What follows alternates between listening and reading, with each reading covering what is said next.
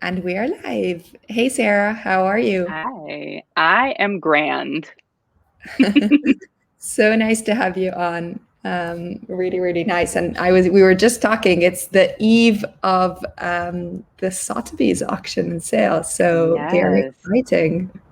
it is very exciting. I'm so honored to be a part of it alongside so many other incredible artists from this space. And it's just very, as someone who was sort of a fine artist first, like Matt Kane and I were talking about this the other day, how it's really exciting to be at this point where we're kind of like re-entering the fine art space. Like it's finally sort of ready and opening up to us with this sort of esoteric thing we've been doing now for a few years. It's really exciting to have this moment. It feels very monumental, personally Absolutely. and really for the space.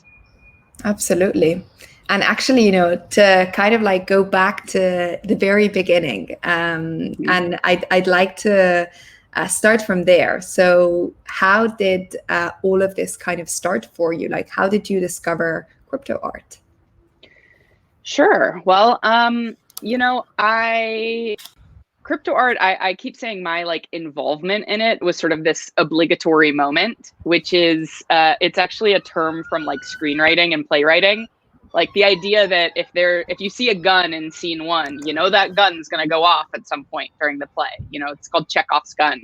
So that's kind of like crypto art for me. Because I found out about it. I found out about the potential for NFTs in 2014 when Kevin McCoy did his experiment minting the first NFT, which is actually part of the Sotheby's natively digital sale that my work is in. They're auctioning that work that is considered the first NFT ever. That was done through Rhizome, this media arts organization in New York, and I've always been very attuned to what they've been up to. So I knew about it in 2014, 2015. It was like super on my radar. I even was thinking about that this week that when I was working with my former collaborative studio, which was funny enough called The Currency, we did an interview with the Creators Project called The Future of GIFs as Gallery Art, because we were really, making moves as GIF artists at that time. And I was also curating a show of GIF art here in Los Angeles called Prism Pipe. And so we did this interview where I talked about that. I was like really excited about, blockchain is going to make it possible for us to edition screen-based artwork in the same way a photographer could make a print. And that's going to change everything, right? At that time, as someone doing screen-based art, the only way to really monetize that was to take commissions or create branded content, which is not the same as getting to make your vision happen and then develop a collector base for it. So that's kind of what laid the groundwork for me. And I just kept my eyes and ears open for a few years. And it was actually an artist that I had shown at my showcase, Prism Pipe, Yura Marone, who I had been following all those years. And he started posting, hey, my work's for sale on Super Rare. And I was like, aha, like this is it. I think someone figured out how to do this thing that was always like theoretical in those earlier days. And I checked out Super Rare and I was like, this is the thing. This is what I've been waiting for and I've been preparing for, really, as someone who has always kind of had this fine art approach to creating GIF and new media. So, I minted my first token on Super Rare on April 4th, 2019. I sort of recently celebrated my 2-year anniversary, and I've just been building my body of work on the blockchain ever since. And that's actually super cool. I didn't know that backstory, but I guess from kind of like from that moment when that first, let's say, mint and tokenization like happened, how was that journey? Like, it's been 2 years, so it's, well, in crypto time it's like a century basically. Yeah. So I'm sure you've seen a lot of the space evolve. What I guess are some like key kind of moments for you that have happened throughout these 2 years? Yeah, it's funny. I've been sharing about this a lot lately because I've been seeing people, be very reactive to the sort of ebb and flow, the natural ebb and flow of the NFT space and of the market. And, like you said, 2 years is like not that long in the grand scheme of my life, but in this space, that is an eternity. And I have been through so many of these cycles at this point. So, I believe really in like radical transparency to a certain degree. That's part of what excites me about the blockchain, right? It's like everyone can see when something was created, what it sold for, who it sold to. So there's kind of this degree of like, it keeps us all honest in a way, or it should, of like, yeah. And I sort of lean into sharing my journey, sharing even these moments that are, maybe not positive or like maybe not, sharing things in the effort of the fact that I care so much about art and about artists. Like I'm an artist first and a crypto person second. And it's, I don't know, maybe just that I have a little bit, I'm like a nurturer a little bit, that I like want to nurture other artists in orienting themselves and feeling good about what they're doing here. So I say that all to say that, I started minting in 2019 and I had early collectors right off the bat, like Coldy was one of my earliest collectors. And, but back then a lot of the collectors in the space were also artists, I joke that it's like, we were like Fraggles, all kind of like exchanging a pebble with each other. Like I would get $75 and then I'd spend that money on somebody else's piece and then they'd spend that on someone else's piece. Like it was kind of like the same money, just changing hands between us all in those early days. But again, like I said, I had for years been sort of pontificating on the ways in which this technology could completely revolutionize how we develop collector bases for digital and new media art. So I believed in it and it excited me. And I really liked just experimenting with it and playing with it and watching it grow. And it was growing very gradually in 2019. And, it was really around the end of 2019, we started to see some more bombastic sales, like new people were coming in and they were suddenly selling work for a lot more money. And that was kind of my indication of like, something is shifting here, right? And a lot of the people who've kind of been doing this along the same timeline as I have, I'm sure experienced the same thing, where when new people would come in and then suddenly sell their work for these huge amounts of money, they were setting an average that was already so high that then you'd look at someone like me from the earlier days and go, oh, well, her work doesn't sell for very much. And it's like, well, no one's work was selling for very much in the beginning. It was actually an indicator of when someone entered the space, for a time there. And it was then really in like around early 2020 that it was Jason Bailey, who goes by Art Gnome, who runs a fantastic blog, is an excellent writer and one of our great thinkers in this space, that he made a big resale from his collection. And he bought like several of my pieces. And I'm always telling people like cherish that person and be that person. I try to do for others what he did for me, which is not just that he bought the work, but that he really sort of like, he helped contextualize my work for people. He is someone with a great grasp of art and how what we're doing here fits into the greater context of fine art and of art collecting.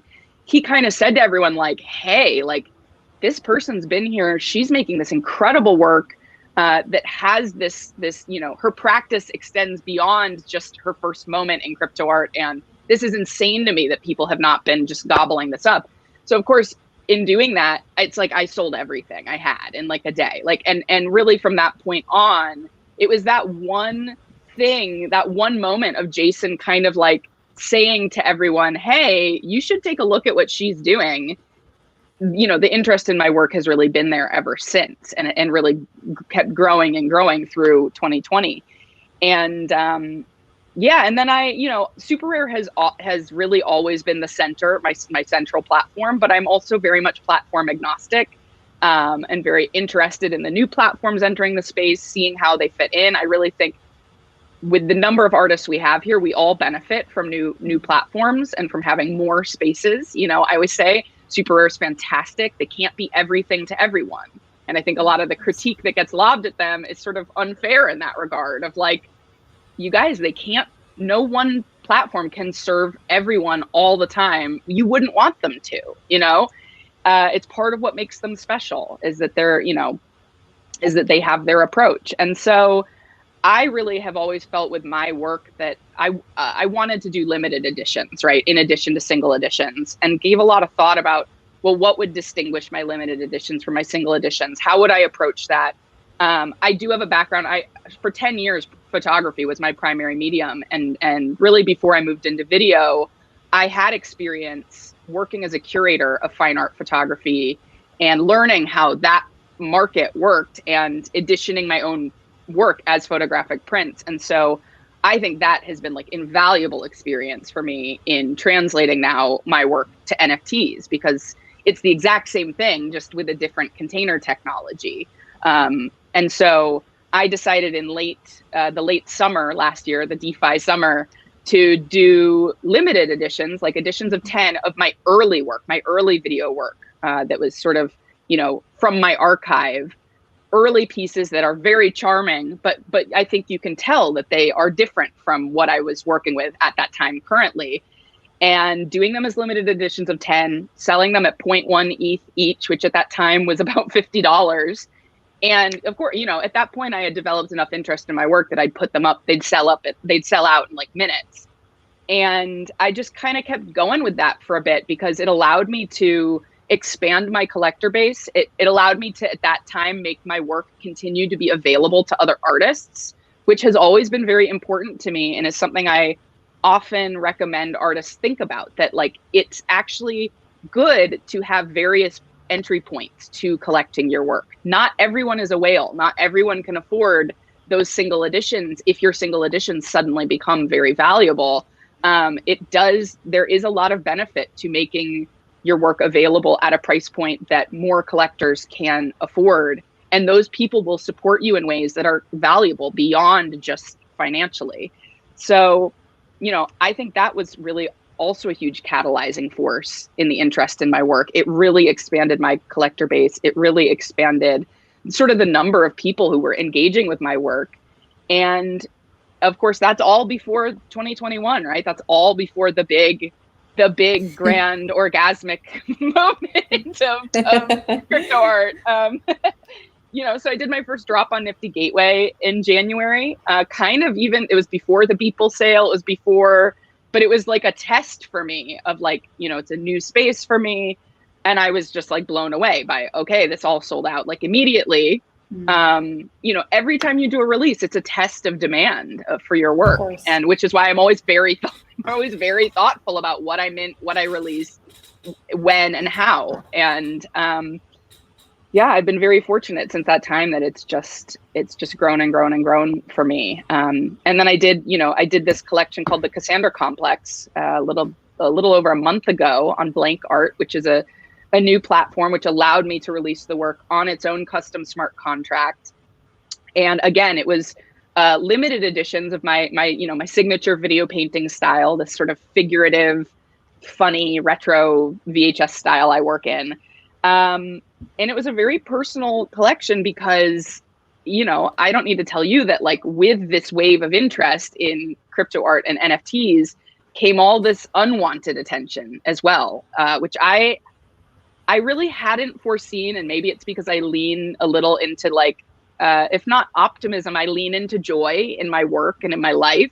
And I just hadn't foreseen how much anger what we're doing here would stir up in people. And there she is. And so I'd been chewing on this. I have I really love mythology and classics, and I'm a Jeopardy champion. So that definitely influences my work in the sense that like I have sort of a sponge brain, and just like there's a lot in there that I pull from. And I kept thinking about the story of Cassandra. She was this princess of Troy. She was given the gift of prophecy by Apollo, but then he was pissed she wouldn't put out for him. So he cursed her then to never be believed. And it's, in the 20th century got sort of reinterpreted into this psychological phenomenon, the curse of being someone who gets something early and everyone goes, you're wrong, you're crazy, we don't like it. And then by the time everyone realized that's the way of the world now, that early person has typically been punished or maligned or suffered. It's also the story of Horton Hears a Who. It's the exact same story of like, nobody believes that person who's early. Nobody believes the prophet, right? And the prophet is often punished. So I sort of translated these feelings I was having about the anger I saw coming up among artists, among, the fine art world, about NFTs and like, they're awful and it's bad art and all these things that people were saying. And I kind of just translated it into like, this is one of the oldest stories we have in society about how that cycle goes. That's the early part, the prophet getting, sort of terrorized and attacked for their prophecy. And then, the collection ends with, turns out she was right. But at that point, the people who criticized are gone and the person who made the prophecy has been punished. So everyone's rejoicing, not really realizing like there was suffering that occurred in birthing this new way. And I really wanted to take this kind of zoomed out lens on it because I do think it's a pattern that repeats itself in history. So this collection sold very well. It also sold, on the day of its launch. It had this beautiful single edition piece that was collected by Token Angels. And, it's definitely like a little feather in my cap. Like I really am very proud of this work. And that kind of takes me up to now. Yeah.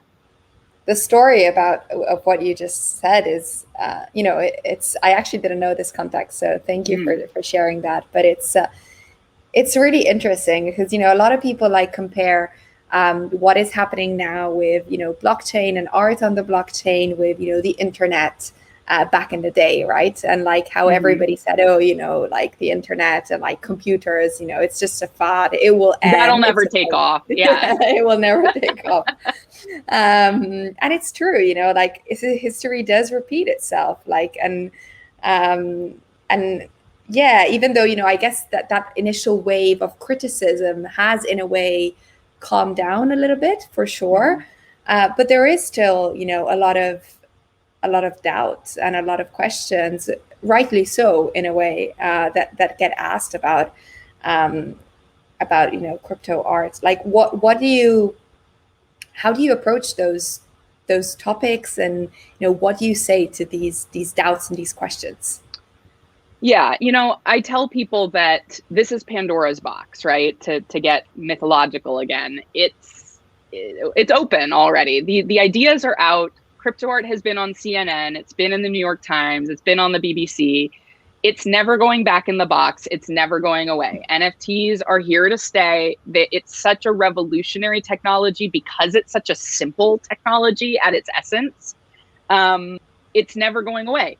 Will the market always be as hyped as it was this spring? No, it's going to rise and fall. I've been here for 2 years. I have seen this happen many times already. I have ridden this cycle several times already. So when I see people getting down or getting worked up because, the sales aren't happening the way they were a month ago, I go, yeah, this is, strap in, folks, like buckle up. This is what you signed up for. You got to learn how to surf these waves and not get drowned under them. It's going to go up and down, just like the Ethereum price chart itself. And it's just also to say that I sort of lost my train of thought, but what else did I want to say about that? I don't know. I guess that it's right. It's that we are starting to see people take notice of it. It is so revolutionary. But yeah, that you can't always, you shouldn't want it to always be hyped. That's when it is, that dirty word of bubble comes up a lot. And that's why every time I've been asked about it, I try to gently steer people more towards the word boom, because we absolutely had a boom in NFTs and in crypto art. I mean, so many artists entering the space, collectors entering the space, institutions wanting to get into the space. That is, boom would be an accurate term. Bubble implies that this is going to burst and all these NFTs are going to be worthless. And I just don't really, not that I want to get too much in the realm of prophecy myself, but first off, I think prophecies are by nature self-fulfilling. So if we refer to it as a bubble, it's much more likely to be a bubble. I just also think that it's also this idea that it'll burst and then it'll all go away is like, it's just like the .com boom in the late 90s, right? when the dot-com boom did lead to a bit of a bubble and that bubble burst, it's not like, oh, well, no more internet. That was stupid. All those investors were so stupid that they invested in that bubble. It's like, no, you kind of need, it's ideal if it doesn't become so egregious. That's why I think a lot of investors in this space sort of offer the wisdom when prices go down or when the market cools off. It's good. That's what we call a healthy correction. You actually want that to happen to keep it at a place of healthy growth so that it isn't becoming something that is an egregious bubble that could hurt a lot of people when it bursts. Yeah, I think that's sort of my thinking on that. Oh, and this is what I wanted to say. To the critique of it, a lot of the critique, around the ecological aspects, or I hear a lot about inequality, or it's just perpetuating the ills of the traditional art world. I think this is a tendency we have in society where when something new comes around, everyone goes, shit, I'm terrified. Like, it's threatening to change the way we do things, and I'm comfortable with the way we do things. And if you come around and tell me suddenly there's a new way and there are these people who figured it out already, and I'm hearing about it and going, but I don't know about it. It makes me feel out of touch. It makes me feel like obsolete. It makes me feel scared about my utility in this new future. That's what the Cassandra Complex was about. That, like, it's very natural for all people, if you are late to the party, to feel scared when you find out about things changing. And my sort of counter to that fear, because it does often manifest as misdirected anger, especially at artists. That was what was very disheartening for me this winter, was how many artists were getting attacked, myself included, by this misdirected anger based on misinformation around how blockchain works. And I think it's just misguided to place individual moral imperatives on people for something that is a systemic issue. So you should never just be like bullying someone because there are problems in the world. We're all part of that system. And it's also to say, well, what we're trying to do here is build a future technology out of the system and resources we have available to us today. Our system is imperfect today. So of course, this new system we're building is going to have all the same flaws and faults and problems as what we currently have. But I think it is a logical fallacy to then go, hey, that new system, it has inequality, it has ecological concerns, shut it all down, it's bad. When it's like, all the problems with it are just extensions of the problems we already have in society. So maybe let's allow it to figure itself out, and maybe trust that the people engaging in it on a daily basis are vested in making it better. That's why we're doing this. We're trying to solve for those problems. So to be attacked for being part of the system everyone is a part of, when you're one of the people kind of working with pushing things forward in a new way, it can be very demoralizing and it can be very frustrating. And artists are by nature incredibly sensitive people.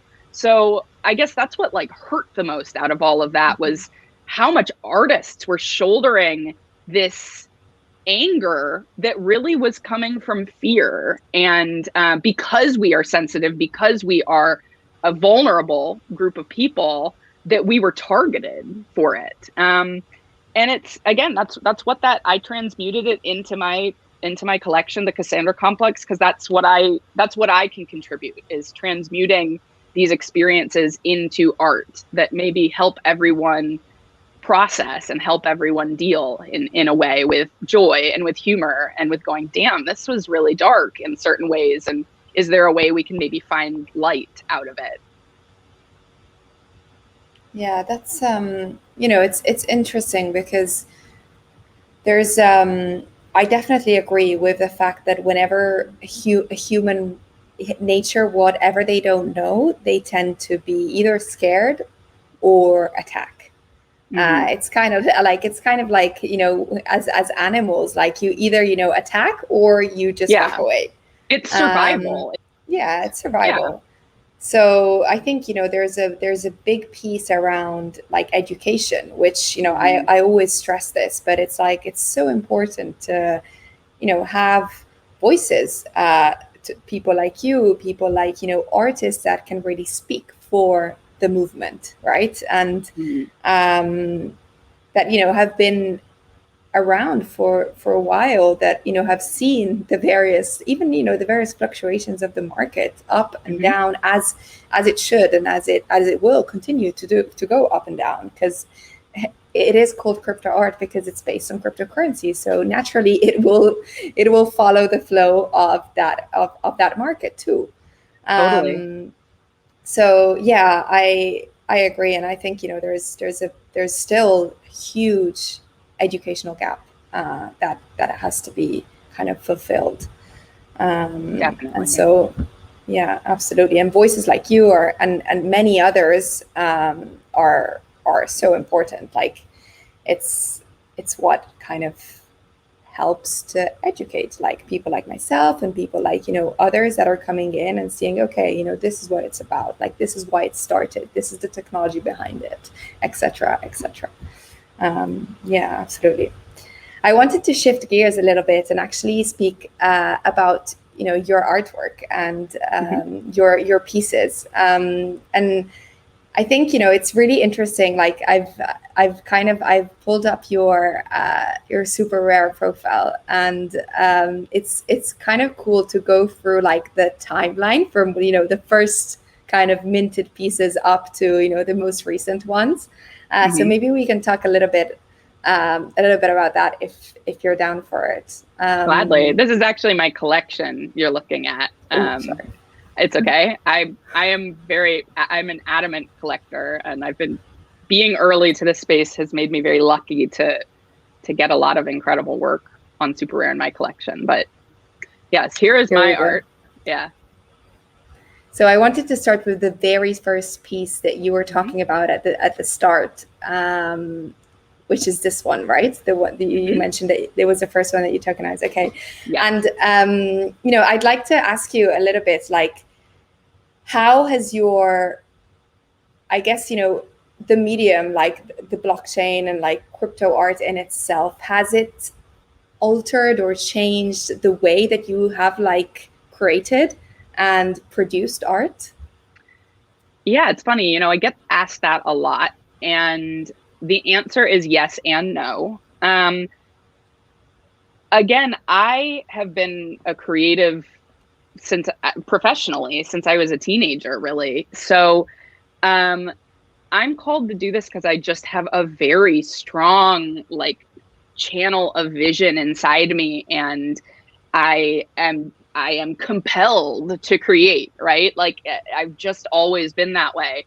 And so the things I create, I really do see them as like channelings almost. There is this almost mystical component to it for me, that I really can just open myself up when I'm creating and let things come through. So that's to say that I think I have really retained my vision very strongly in a sort of uncompromised way.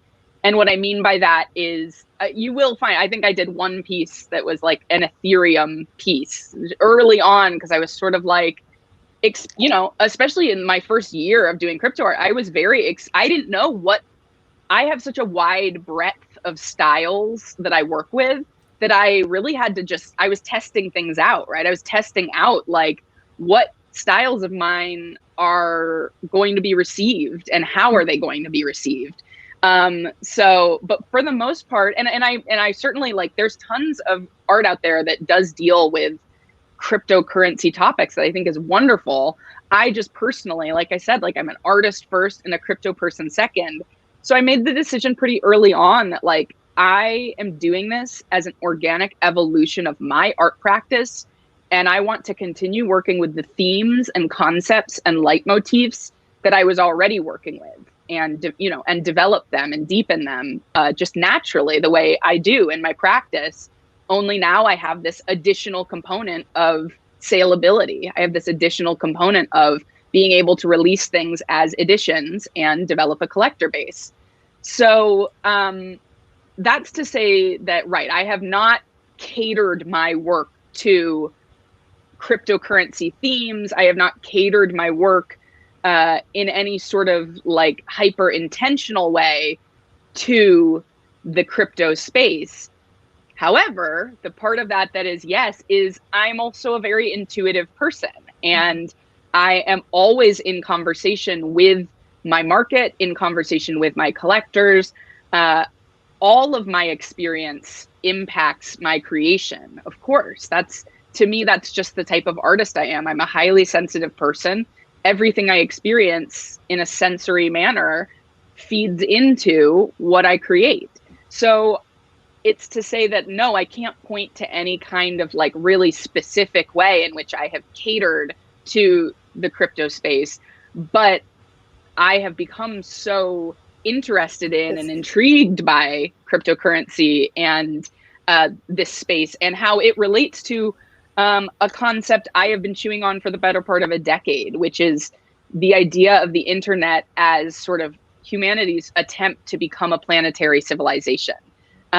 There's this transhumanist physicist named Michio Kaku who did this series of videos truly like 10 years ago that are kind of these like roots for me in this theme I've been working with, which is this idea of, you know, the internet being this way we're attempting to coalesce into a mass organism.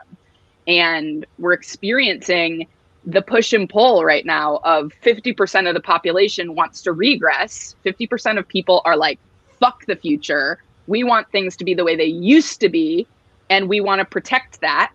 And 50% of the population is like, we're ready for it. Let's go. Like Team Earth. Let's be connected. Let's come together. And the next 100 years, I think, are going to be sort of the most defining in human civilization in the history of humanity, because we're either going to figure it out. We're either going to like do it, become a planetary civilization, become a more unified global organism, or we're going to destroy ourselves or send ourselves back, you know, back to the dark ages.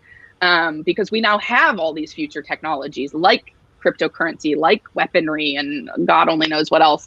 And it's a lot. The internet is a major, major privilege. It's a huge, fancy tool to be used by a species that, you know, not long ago were monkeys in trees. Like, we're wielding this like incredibly powerful tool that's scaring the shit out of us. And so it's to say that, you know, you'll notice visually a lot of my work works with like web-like structures and interconnectivity and spectrums, like, you know, the rainbow. As I always, as a child, would upset people because they'd go, "What's your favorite color?" And I'd say rainbow. Like I've been obsessed. I was obsessed with Rainbow Bright as a child. Yeah, like I went as Rainbow Bright for Halloween for years until finally, like, the costume was just like, you know, way too small on me. And rainbows are just like, you know, I know a lot of people in this space like rainbows, and it's one of the things I see people make fun of when they make fun of crypto art is like, oh, we get it, rainbows. But it's like, no, man, rainbows are deep for me.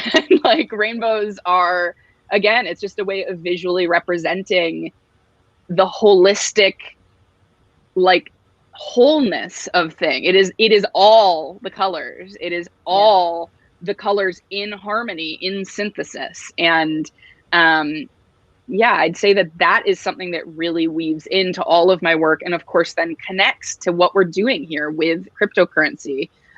Is this way in which we are making the idea of currency, you know, an invention that came about in the Middle Ages, the idea of currency, we're now finally updating it for a civilization that has the internet. Like, we are very different than the civilization that existed in, you know, the year 1200. So it makes sense that we are, you know, updating how currency works for this new future.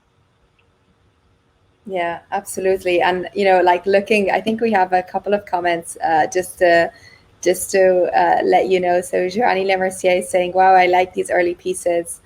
I think Museum of Crypto is, you know, saying hello. And but yeah, like, you know, there's like it's like a combination of like color, pixel, video art, like kind of glitching, like it's everything mixed together, and it's yeah, I love these early pieces. They're super cool, and really, like, I think we spoke about this last week with Robness as well, but it's like it's kind of like, it's nice to see like artists just letting go and just releasing their creativity with like no boundaries, right? And just doing what it feels good. And I get that feeling in seeing all of this like explosion of color, and like even I was looking at this series.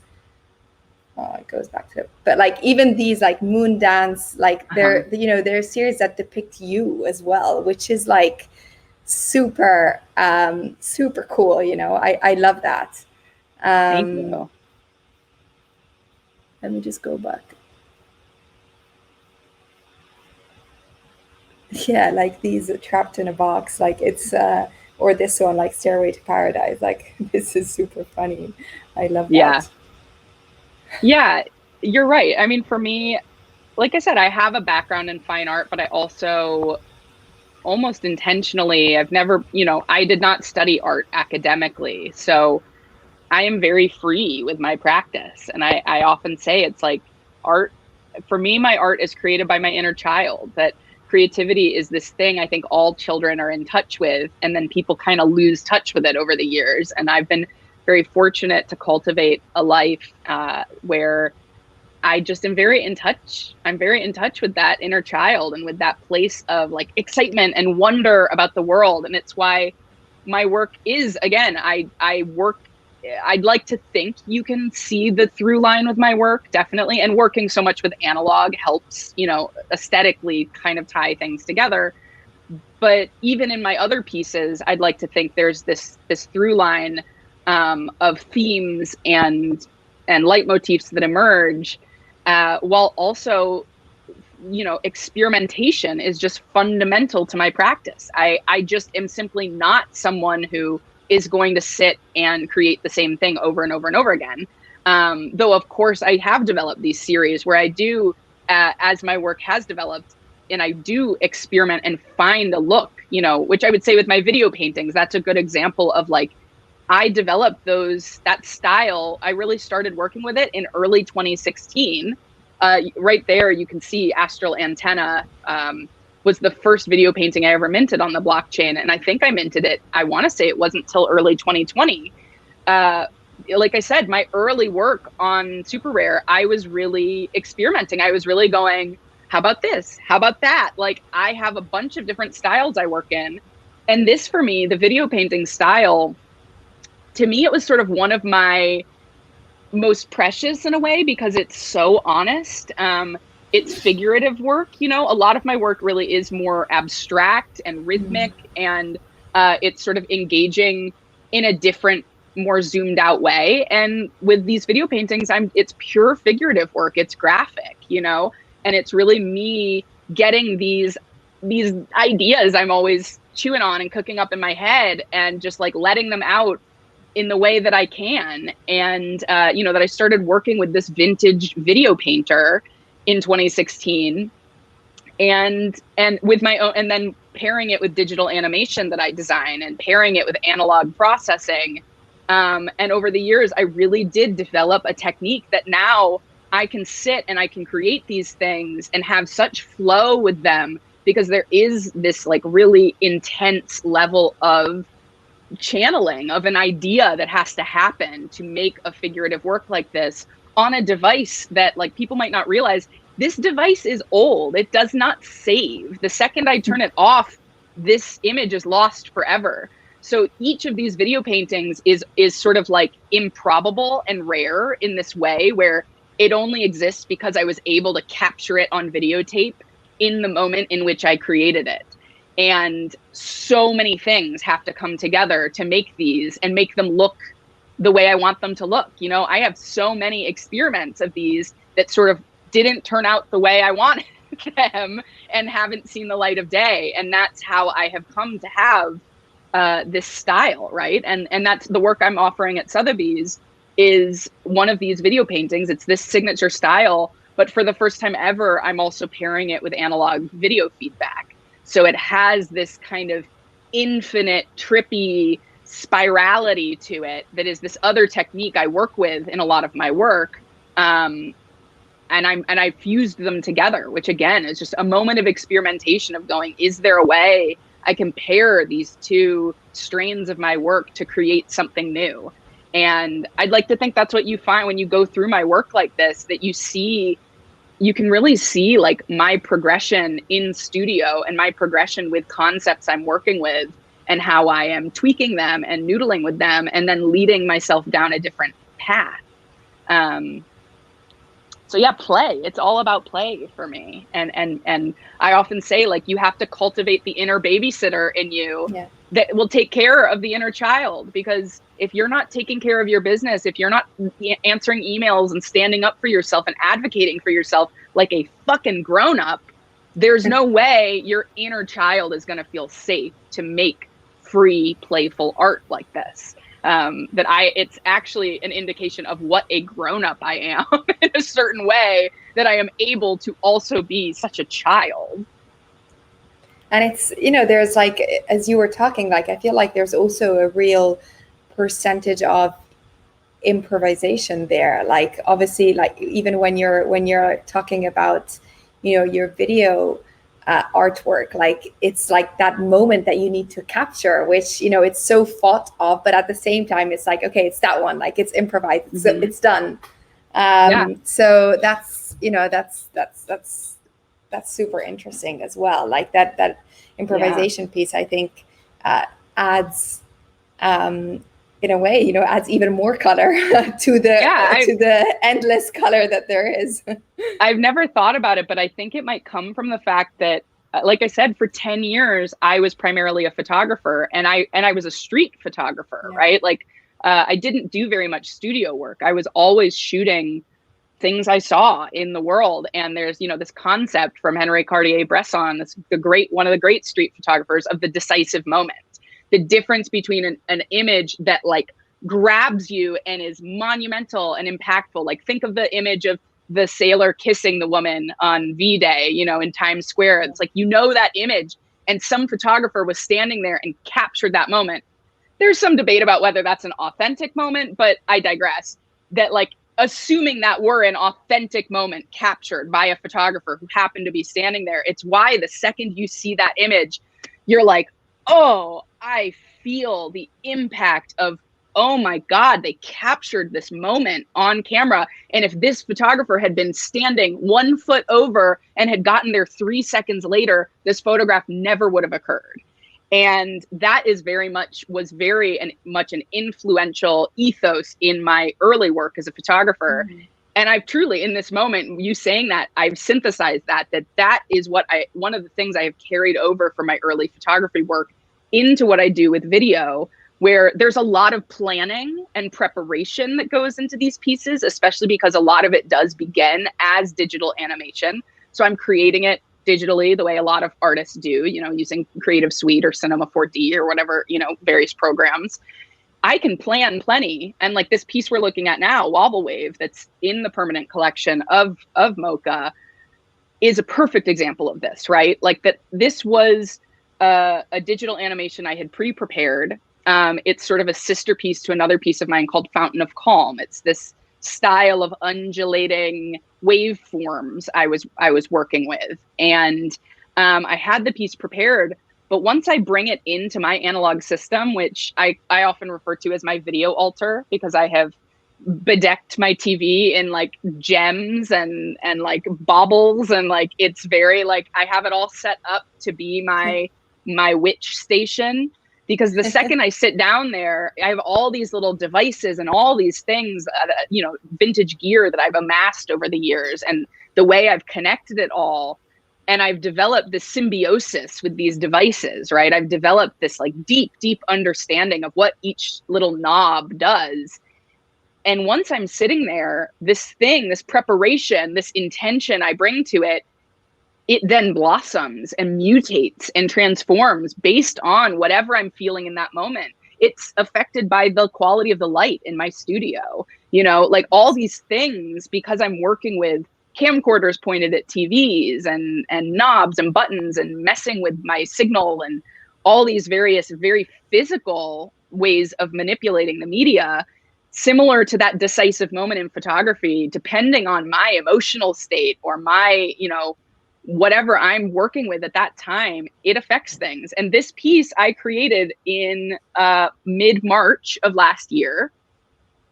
It began as this very clean, undulating waveform. And when I sat to work with it, we were about a week away from going into lockdown here in Los Angeles. And I was already pretty freaked out. I was already like, I don't think I want to go out to eat for dinner tonight. I think there's a disease on the loose that they're like not maybe telling us about the full picture. And yeah, I ended up just manipulating it in this way I was like, I got to make this less clean because things do not feel neat and clean right now. Things feel wobbly. And yeah, I think I looked it up. I minted this piece on March 20th of last year. It was the first solo MP4 I had ever minted. It was right after a piece that I released called Glitch Slapped, which I have yet to be disproven in this. So I'll take the credit for Glitch Slapped is the first narrative short film ever tokenized on the blockchain. It's a collaboration between myself and my wife, Bronwyn Lundberg.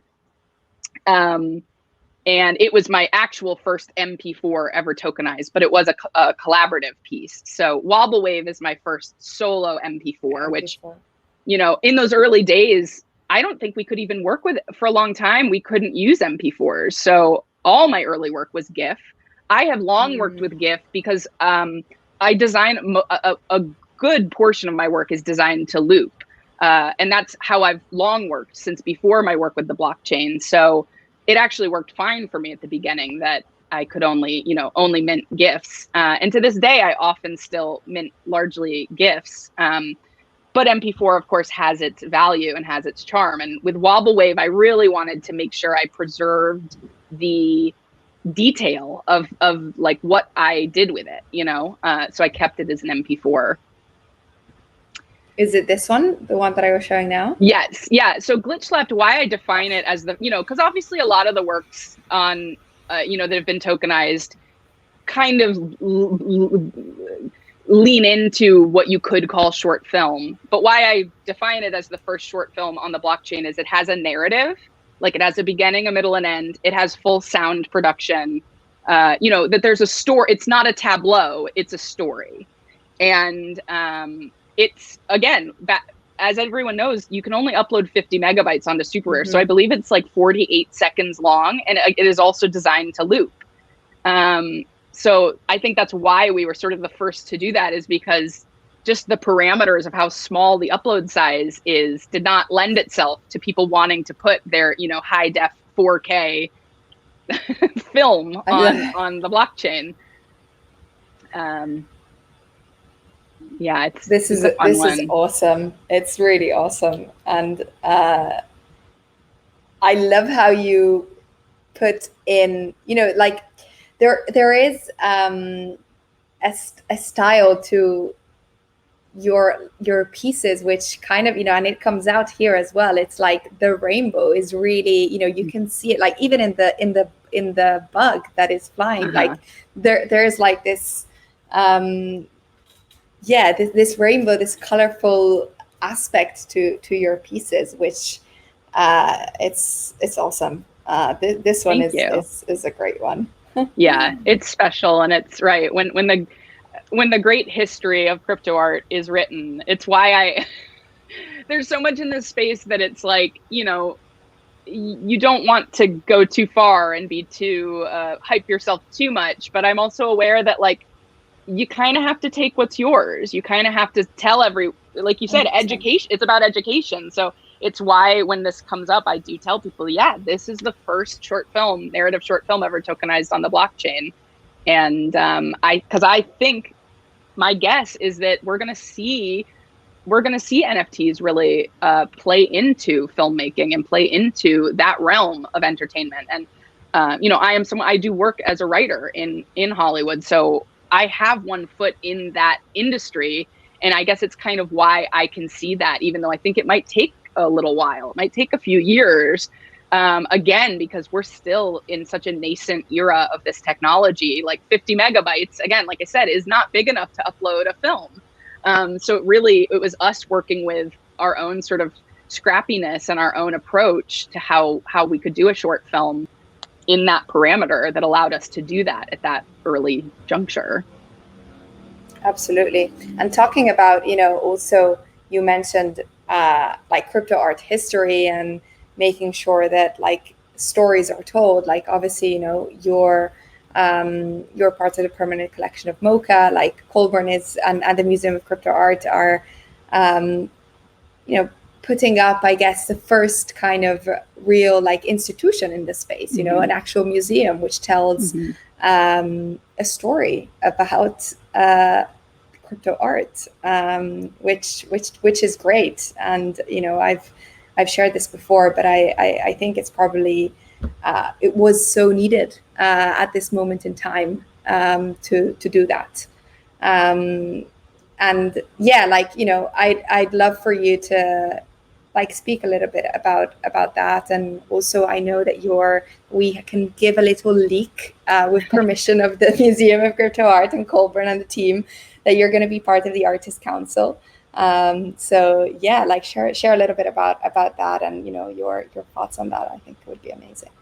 Yeah, I mean, Museum of Crypto Art has been such a huge part of this space for so long that I think it's, like I was saying, there's so much about all of what we're doing here that's self-electing, right? And I think it's what is hard for some people to grasp about it, that it's like it's up to you to elevate yourself to that post, and we needed this. So I think it's wonderful that that they have amassed such a monumental collection, and they've made announcements about how they're planning to sort of transition moving forward and how they intend to use this token, this MoCA token, as a means of determining future acquisitions.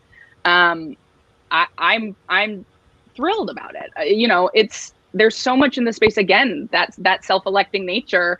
It cuts both ways, right? It's like, it's so wonderful to see a group of people and an institution that, to me, feels like they have the right idea and that they're leaning into elevating the culture of this space. We're always kind of navigating that this is this interesting confluence of technology and art and finance, and all of those aspects need each other, right? They're all necessary. The financial aspect is a necessary part of this support that artists are being provided with for the first time in their lives. Digital artists is culture shaking, right? Like, it is completely changing the social hierarchy as we know it. And that is why people are getting very like worked up around, whoa, artists are suddenly like in a different place in society now. As I always point out to people, you should want that. Societies that are artist led tend to be healthier, happier societies, because the role of the artist in society is to shine a light for everyone. It's to like help lead us into the darkness. The artists are the people unafraid to go stand at the edge of the abyss and gaze into it. And if we culturally and financially support them in doing that, we all benefit. Societies where artists are downtrodden and not empowered are unhappy, authoritarian societies.